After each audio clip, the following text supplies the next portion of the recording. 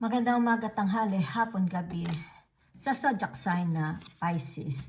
Requested video po ito ha. So, bigyan natin ng reading.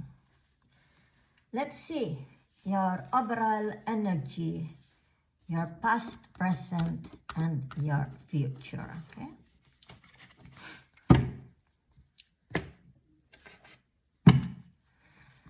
Overall energy, simula ito ng May 4 to May 11. It's you. Okay? Pisces, ikaw ito. Okay? Yan. Diba? Ikaw ito. Okay? So, let's read.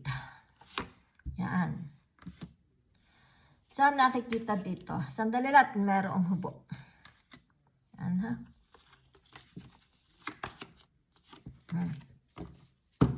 Pisces, pangalagaan ng inyong health. Ito ang energy na nakikita ko sa inyo. Okay? Spend more time, okay, with yourself. Yan ha. Okay? Ingatan. Kung kailangan magpunta sa dentist, magpunta. Kung napapagod, yan. It's about bigyan ng pahinga ang inyong sarili.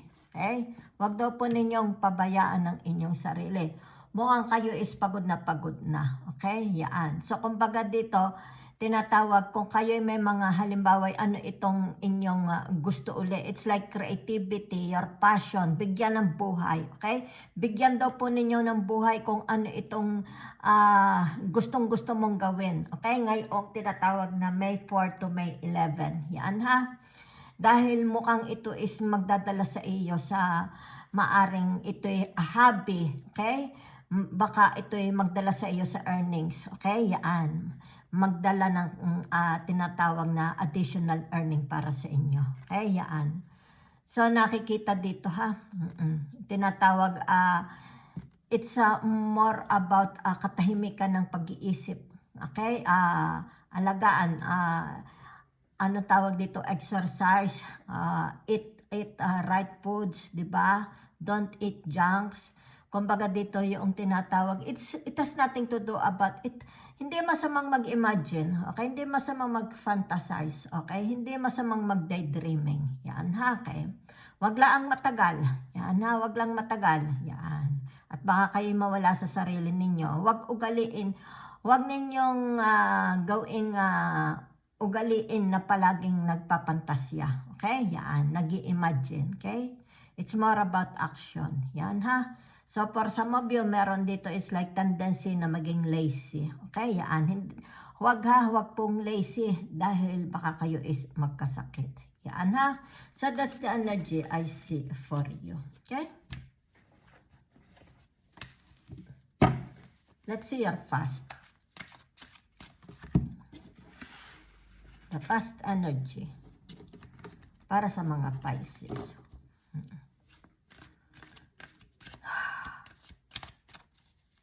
Kung gusto niyo nang mag-baking ng cupcakes, kumanta, it's all about your passion, creativity, okay? Take it out. Take it out. This is the right time, okay? So, naririto, okay, your past, okay? Yan.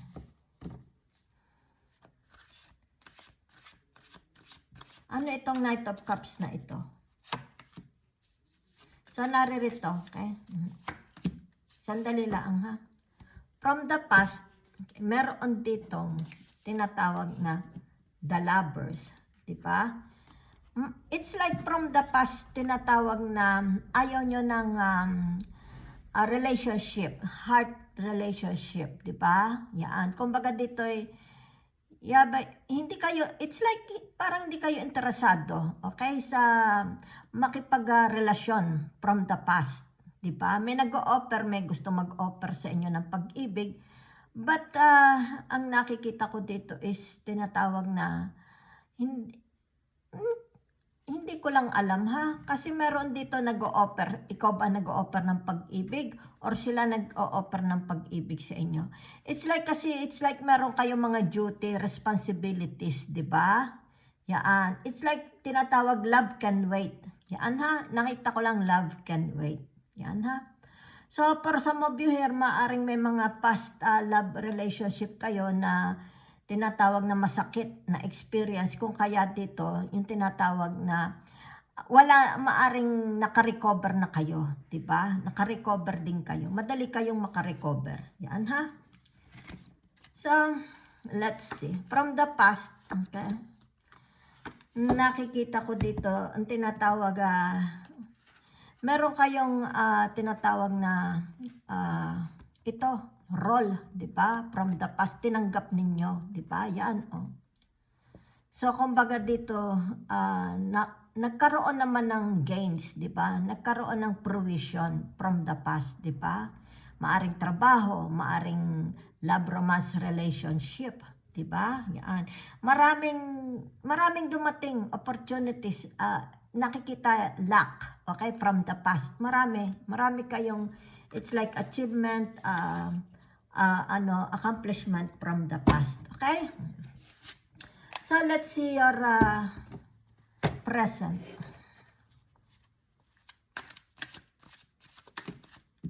Okay. So, ito yung present ninyo, ha? Ano ito? Yan, the Queen of Swords, di ba? It's a new thinking. Yan, makabago. Yan ha, okay. A new thinking, makabago, copying, okay? Ano ito, kinokopya ninyo from outside. May mga sources, kinokopya nyo, di ba? Dinadala nyo. Yan ha. So, nakikita dito na you take good care. If you have a dog, you take good care of your dogs, di ba? Of your animals, pets, di ba? So, ibig sabihin nito yung tinatawag na you have money, okay, to spend, maari sa veterinary, di ba? Yan. So, maaring sabihin na natin, if you have children, they have animals, di ba? Yan. So, maaring you are taking care of your mothers, di ba? Household, di ba? Pamemera sa bahay, mga tungkulin sa bahay. Di ba? Whatever is this. Kung ano ito, bago ito, nakikita ko, bagong-bago lang ha. It's like, meron kayong pinagkuhanan. Maybe you watch social media, you watch YouTube, di ba? Kumbaga dito'y dinala mo pa sa bahay. Kinokopya ninyo, okay? May mga kinokopya kayong ideas. Pero itong ideas na ito is brand new, okay? Maaaring sabihin na natin ito'y trend, di ba? Ito ang uso. Yan ha. So, dinadala ninyo pa uwi. It's like kinokopya ninyo. Yan ha. So, for some of you here is, it's all about dogs, okay? It's all about parents. It's all about managing wealth, money managing household, di ba? Okay?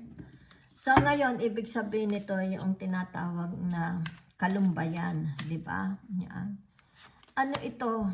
Yan ha, nararanasan mo. Ngayon ito ha, ngayon.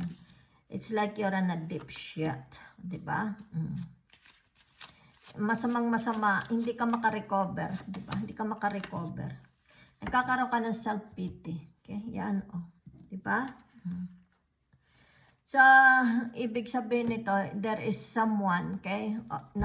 Palagi nasa tabi mo, okay? It's like, kahit nakakaranas ka nito, diba? Yan.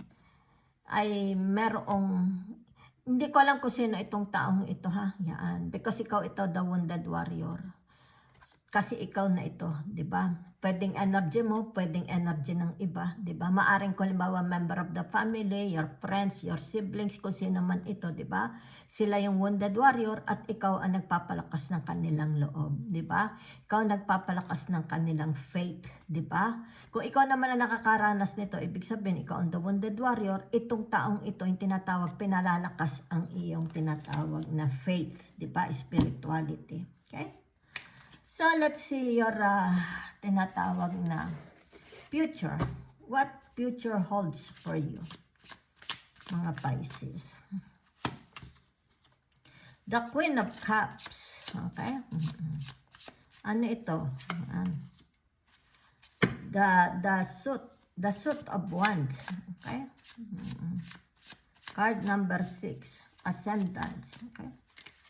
So, pag sinabi mong card number 6, di ba? Yan. Kung ito yung card number 6, okay? Nang tinatawag na wands. Okay? So, dali lang. Okay.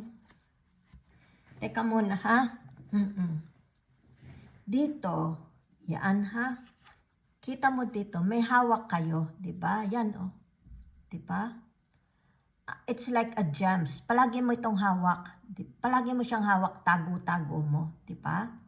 Kumbaga dito yung tinatawag, ayaw mong may hahawak nito ng iba. Ikaw lang, di ba? It's like, this is your property. Nobody dapat may humawak nito. It's like a secret kung ano ito, ha. So, nakikita ko ang future nyo, ha. Okay. So, maybe in the future, ito yung pinagmamalaki mo. Diba? Yan. It's like an evidence, a proof. Diba? Yan. Pero dito, nakikita na narito ang may na-discover. From there, diba, nakakulong sa capsule. Dito, na-discover. Yan, ha. Maybe, kung ano man itong madidiscover ninyo, di ba? In the future that holds you, di ba? Yan, ito yung tinatawag, in the future, you will discover, di ba? Or somebody will discover this, kung ano man ito, nasa tube na ito. Okay? Yan. Yan, ha? So, dahil ito is the suit of cards, so ibig sabihin nito, the ace, di ba? The ace of, the page of wands or the 6 of cards, ascendants, di ba? So, ibig sabihin nito, in the future, okay, it's like magkakaroon dito ng transformation. Yan na transformation. Whatever is this, okay? Yan o, there is a gem, okay? It will bring you to transformation. Okay? It's like magdadala sa iyo sa katotohanan. Okay? So, ibig sabihin nito, meron ditong, it's like unexpected, madidiscover. Okay? About your past. Yan, ha? Maybe, sabihin na natin, iniingatan mo ito. Diba? Iniingatan mo itong sekretong ito. Diba? Pero naririto ang suit of wands. Okay? So, there is, ibig sabihin nito, in the future, madidiscover. Yan, ha? Madidiscover. Because itong kalansay na ito ay tinatawag mga nakabaon na ito. Okay? Yan, o, may makakadiscover. Either ikaw makakadiscover or sila ang makakadiscover kung ano itong nasa loob ng tinatawag na. Yan, o. Diba? Nasa loob ng bote. Yan, ha? Parang gems. Okay? Yan.